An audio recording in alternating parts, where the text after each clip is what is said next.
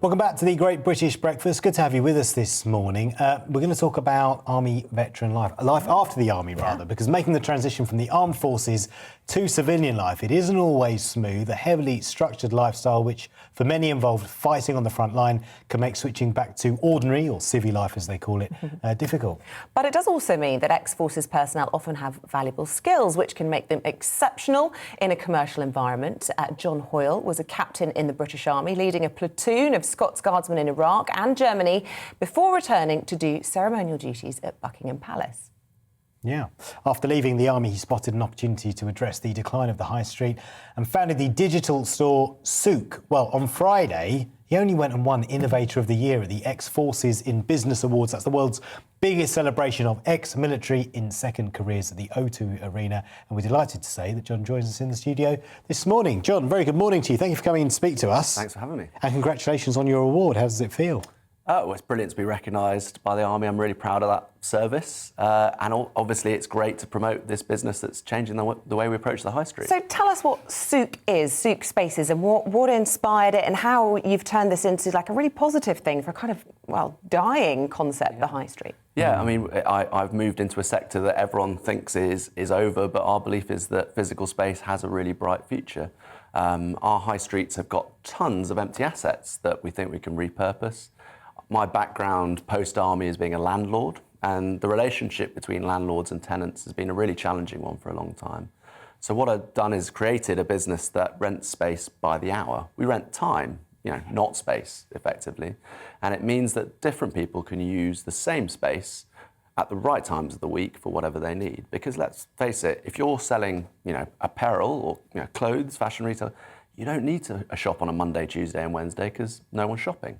So with our model, they can be there on a Friday and a Saturday, and then it can be repurposed for the community, for amenity, for health, for event space, or whatever else. So just to clarify, different retailers are using the same shop on different days of the week? Yeah, we've created a device that allows an agile approach to retail. So you're not paying for 7 days a week, but you are achieving the same goals in a much shorter space of time. How are you doing that? So we have an amazing device, which is our fit out, that goes into each space. Yeah. It's completely digitally enabled, and using Canva, which is an Australian sort of Photoshop unicorn, you can deploy digital content to the walls. So it looks a bit like this. It looks just in like terms this, of actually. The store. Yeah. It looks much cooler than this.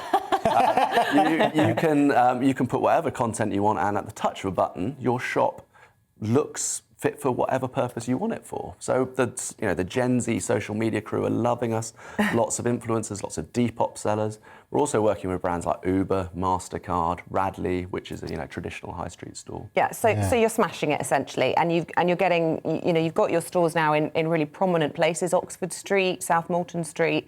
But that's not saying you haven't been through a few challenges, because launching a startup during a lockdown when people aren't going out and about onto high streets anyway must have been difficult. Do you feel like the government's doing enough to support tech startups like yours and indeed to try and revive the high street? Well, I mean, the first thing to say is, it's been a really challenging time. We've been shut for nearly 2 years of our existence.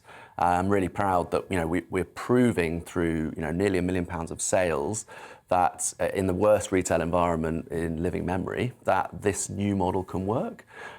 Government support is always welcome. I mean, the one thing I would appeal to Rishi to do is address business rates. Yeah. They are a huge problem. We hear this a lot across the UK. Yeah. And you won this award, or rather these awards that are given out.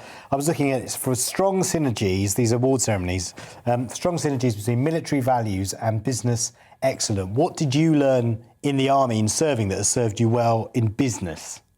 Oh, well, I think probably, I suppose, leadership. I mean, being an Army officer is about trusting people who are often way more experienced than you. You leave Sandhurst as an officer and you're in charge of 30 guys straight off the bat. The platoon sergeant of which is probably 15 years more experienced, tougher than you, has the respect of all of the guys. And a big part of leadership is knowing how to manage people like that, who are basically better than you and know when to pull them in when they're doing something that doesn't work. And that is exactly what startup-like is life, because I don't know everything, and I'm on a journey where I can only see so far. So you have to trust in people, make the right decisions at the right time. So do you think that's right then, that people who come from the military have got a kind of unique ability to adapt and sort of, find opportunities where civilians like us, well, we're journalists, so I think we're kind of in the same kind of bracket when it comes to that. But do you think it has helped you transition out of the army into civilian life? And did you find that transition hard? Yeah, it is. I mean, it is hard. Yeah. You go from a very structured place to a completely... a place where no one really cares about what you've done. I mean, one of the things that always surprised and disappointed me, I came back from Iraq, no one cared. Life was going on as normal. I think veterans do feel undervalued, and the experience is undervalued. But and that's a shame, because there are all these skills that we're describing that allow you to thrive within all sorts of environment and think slightly differently to people who've been through the mill of whatever profession. Yeah, not just because of this. Yeah, but it's not just the value that you have with those skills to society. It's also the fact you made an enormous sacrifice and put your life on the line, and probably went through some pretty unpleasant experiences while serving in Iraq, right? Yeah, absolutely. But I think that sacrifice is unfortunately just irrelevant to commercial life, but it's something that allows you to have a perspective on the civilian world that I think is priceless, because I don't get upset and nervous about things, because in the perspective of what you do in somewhere like Iraq, it's just not that relevant. Yeah. Did you enjoy it? Go on. I was going to say, did you enjoy your time in the army? I loved it. It was fantastic. I had a brilliant suite of the pride of leading a platoon war fighting in Iraq, even though I have major reservations about that. Let's call it misadventure in foreign policy.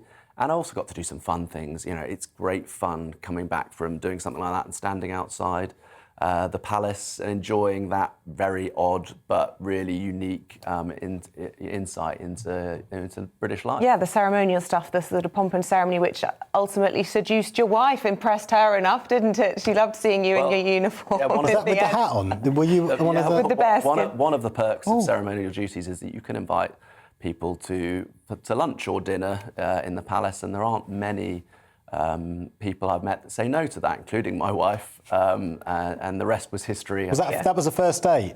No, I think not the first. I was going to say, do you fancy a drink? Whereabouts? Buckingham. I know this nice place in West London. Yeah, exactly. It's quite swish, Buckingham Palace, yeah.